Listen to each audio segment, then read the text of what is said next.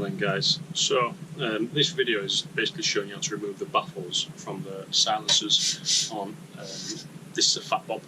So it's a 2019 Fat Bob, I think from 2017 till now they're all roughly the same. I know not all the Softails have the same setup, but I guess this works the same for most.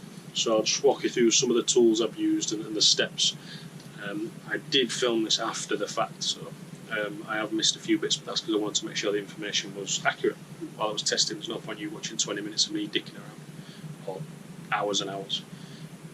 So first of all, the tools that you'll need. Now this is a 9/16 socket. This is to take the clamp off that actually holds the silencer on. There's two of those. You're going to need some Torx bits. I think it's the T27. That's to remove the end caps right here, and these two bolts from the heat shield. You also need, I think this is a 3/16 Allen. There's two bolts under here, which this goes in, and two over here. Now they're a bit awkward to use. These two are fairly easy to get to, but the two behind here are quite difficult, especially with an Allen key. So I used a setup like this. Now I don't have stubby head Allen bolts, which would have been really useful. So if you haven't got them, you need some Imperial stubby head Allen bolts. If you've only got metric, what I used is a T30 Torx bit. Now this is one of the bolts. It's an Allen head cap bolt. I hope that focuses for you. And this fits in there really snug. If it's super tight, which these were fairly tight but not super tight, obviously newish bike, they came off okay. If it's super tight, you might cause some damage, but I see what you think. T30 into there, see what you think. It's a really good fit. Like, there's no slippage really. It's a tiny amount. Okay, so the process was remove this, take it off the bike completely, remove the end cap. When you remove the end cap, what you see is something that looks a little bit like this, not so messy, and it has obviously the flanges on to hold the end cap on, which is what you can see just in here, these bolts. Now to actually cut this is it's a bit of a faff. You could use a Dremel. I thought getting the Dremel in was a bit of hard work. I've seen another video where a guy uses an oxy torch, so you could use that. So what I did, so first took an angle grinder and I just cut the cap off. So literally I just cut that off to give myself a bit of access. Once I cut that off, this was exposed. I tried a few different methods, and the easiest was to get a drill a hole straight through a couple of times, 2 or 3 times. If you use a small bit and space them fairly evenly, you can get them without too much slipping. If not, it becomes a bit of a faff with this. But yeah, drill that, and then use the hole you've just drilled to get the jigsaw in. And the jigsaw actually cut through this really easy, really easy. It gave me a nice clean cut, and it also meant I could tidy the holes up. So far, we've managed to get to a point where the actual baffle, so this piece, has been removed. Now this is where I tidied it up a little bit. Obviously I wanted the hole to be a little bit bigger.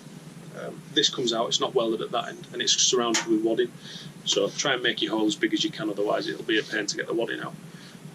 I used some pliers and just twisted to pull the wadding out, and that then leaves you with obviously the massive hole and the end cap. Now the end cap bolts to the baffle, which it's a bit annoying obviously if you want the end caps back in. So you've got a couple of options. Now you can, obviously this will be loose if you've cut it off, just bolt that back onto the cover, and then find a way to glue this with some high temperature sealant.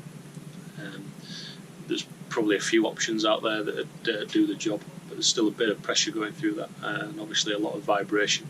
So over time I felt it might just end up dropping off, so I decided to do a weld. If you watched later in the video, you'll see now I'm new to welding, and I managed to pick a welder up for 40 quid, a Silverline 100 amp welder. There's a guy that does a series on how to weld with them. So I've got some very cheap rods, and I've been told that these are the ones that people use for everything. I think they're 60-13, yeah, 60-13, and I used it at 100 amps, so full pack, and just stroked it along here. So imagine like a match, trying to light a match.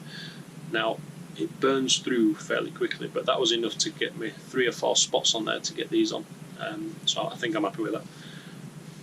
Just to tidy it up a step further, because I didn't want to bolt this in because it's just extra weight and it does restrict the hole. What I've actually done is cut the flanges off that the end cap bolts to, and bolted them in individually, so you can see the bolts in there. Then I welded the caps back on. So overall, it doesn't need a lot of tools. If you haven't got an angle grinder or a jigsaw, you're going to be stuck. I won't lie. You're going to find it difficult. That don't mean it's going to have to be expensive still. You can go to any mechanics, engineering firm and just ask them if they'll help you out. I'm sure it's probably a half-an-hour job for them. So, you know, slip them 20 quid, give them some beers. All you're going to have to do is get them to cut that out, really. That's the pain in the ass. And any exhaust shop will be able to weld this back up for you as well. So you could do it cheap, considering the silencers expensive. Would I recommend doing this on something that you want to be absolutely pristine and meticulous? Not sure. It's a bit of a faff, if I'm honest. The only reason I did it is I wanted to see what it sounded like. And I thought, I've got the tools, I've got the time, lockdown, why not? So yeah. Anyway, if you watch the rest of the video, you get to see the actual steps how I did that. Enjoy. Cheers. Right guys, so in this video I want to show you how to remove the baffle. Here's one I made earlier from your Fat Bob exhaust or silencer. This is the slip-on that goes on the end. So I'll give you a few bits of information in this video because it's always nice to get certain bits. So the diameter of the exhaust internally is 40 mil. Obviously Americans will call it 40 mil. You might do, get some of and the external diameter is 47 mil. So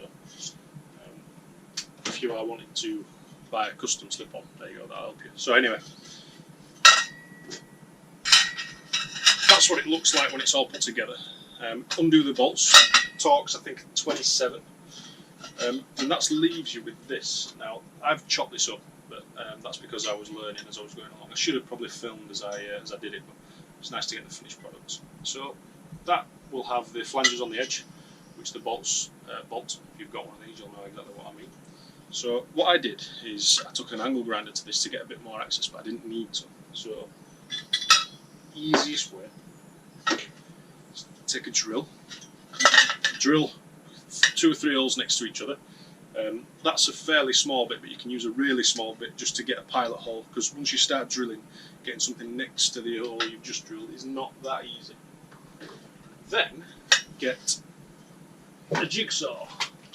Jigsaw, sawzall, whatever you want. It depends on how clean you want the hole. So I use a jigsaw and straight round, nice and easy. It cut through it really quickly. I was really impressed. I did actually cut the end off with an angle grinder, and it was a bit of a faff, but it gives you a bit more access. Depending on how wide or heavy duty your jigsaw is, you don't need to do that. Most jigsaws you can angle them as well, so you can just cut round. Now, once I've done that, it comes out pretty easy. So I've removed the baffling or the wadding that comes with it, so that just slides out dead easy, and that's got a bit of weight into it. Luckily it's not welded in at that side.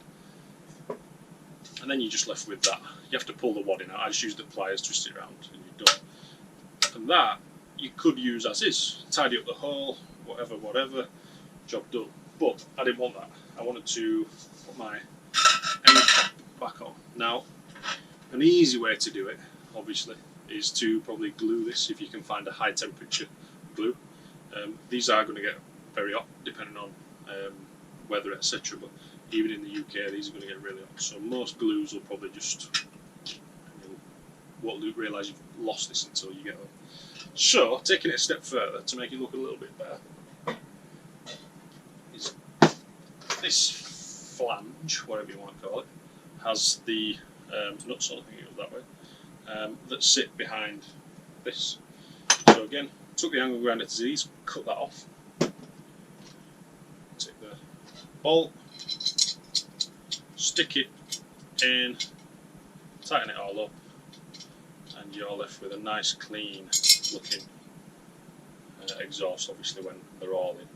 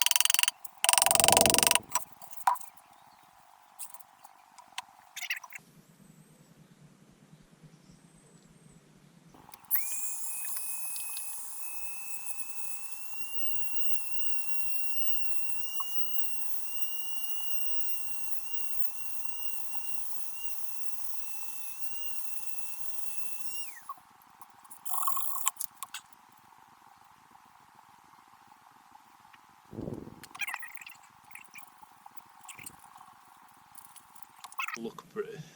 Thankfully you can't see it. Shows you I'm terrible at welding. This is pretty much the first time I've used this weld. It's a bit of a closer look for you. Still every time the camera makes the right bracket, so this the video sounds too bad. There you go. It looks clean. I like it. Sounds good. So I'm sure that's what you're dying to see. So let's give it a whirl. Let's see what it sounds like. I'll move the camera around as well, so you're not just hearing it literally right next to the tips. Plus, I think the sound will be distorted. I'm almost certain the sound will be distorted.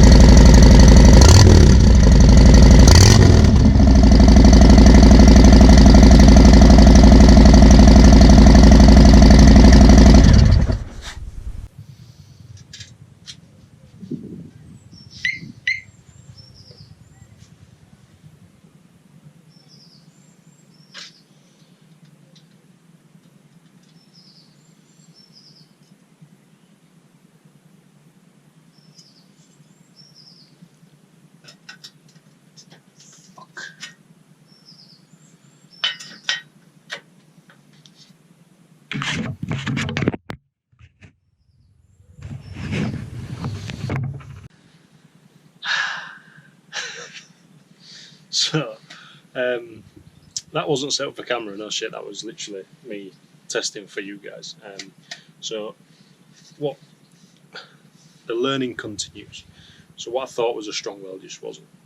It was pathetic actually, really pathetic. I mean, I even said a lot of volume of air goes through it, a lot of pressure, a lot of vibration. So as you can see, I've gone back and I've put on a better weld. Now, earlier in the video I said 100 amps is what I used on the small stick welder with these rods. Now that was too high. I've since learned after doing a little bit more self-education. So think of amps as heat.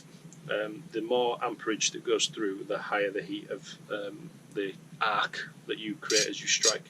So what I was doing was, you can see an example of it here, where the metal is melted away. And what I was essentially doing was melting the material, so I couldn't actually create a good weld. I mean, this isn't a good weld, trust me, this is a horrific weld, but it's also my first proper weld, so go easy on me. So what I've done is, instead of having a small bit, I've gone all the way around to where you can't really see it. It's simple, obviously, side of the bracket, you won't be able to see it, and hopefully that'll be strong enough. I've given it a good old pulling on. It's still quite hot, so I'm not going to do too much. So let me do the other one, and hopefully when I come back from a long ride one day I'll still have the end caps on. There you go. Anyway, at least it proves that my videos aren't fake, it's all legit. Right, number 2. So the first end cap blew off with the exhaust. I pulled the second one off. It didn't take much force, so yeah, the welds weren't very good. But what I've not shown you so far is how I measure where they are. So when the exhaust is on the bike, it's pretty easy to line up. If you've got things, just get a Sharpie and mark where you can't really see. So get that in.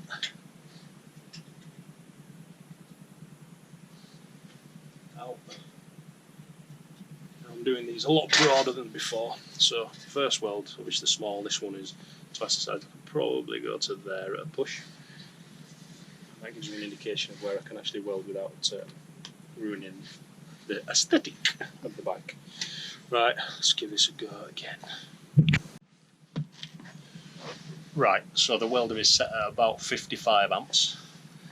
I'm using 6013 rods, an auto dimming mask, some really cheap Silverline gear, cheap Silverline welder, and I'm going to do a cheap weld.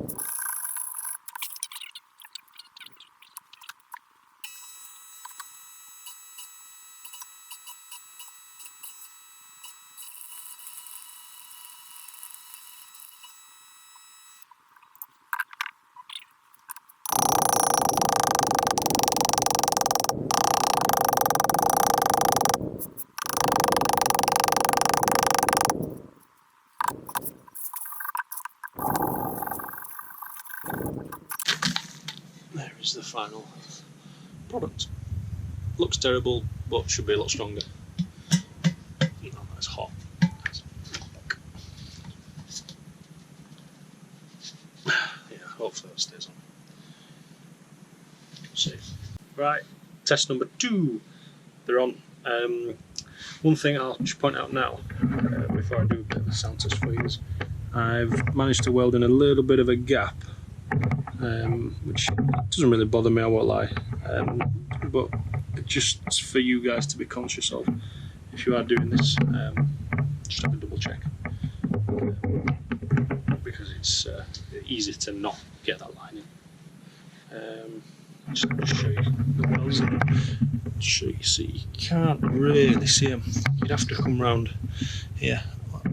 That's where you gotta see them. So overall, I'm pretty happy with it. Now let's do what we were doing earlier. See if we can blow them off for the fucking second time.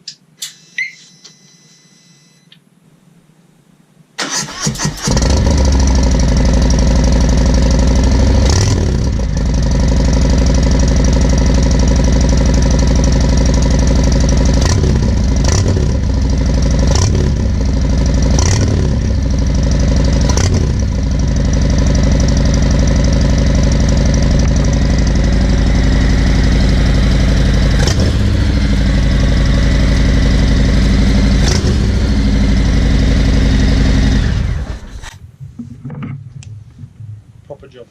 I'm happy with that. Sounds good as well. When you take the ends off, it does sound a lot louder. So earlier in the video, I said if you take the silencers off, it does sound similar. It does actually sound similar, but putting the ends back in quietens it down a fair bit. I say a fair bit, not that much. When I listen to this back, I'll add a little commentary in if it's a lot different to what I thought it would be. Yeah, there you go. Hope that was useful. And any feedback always appreciated in the comments. Thank you.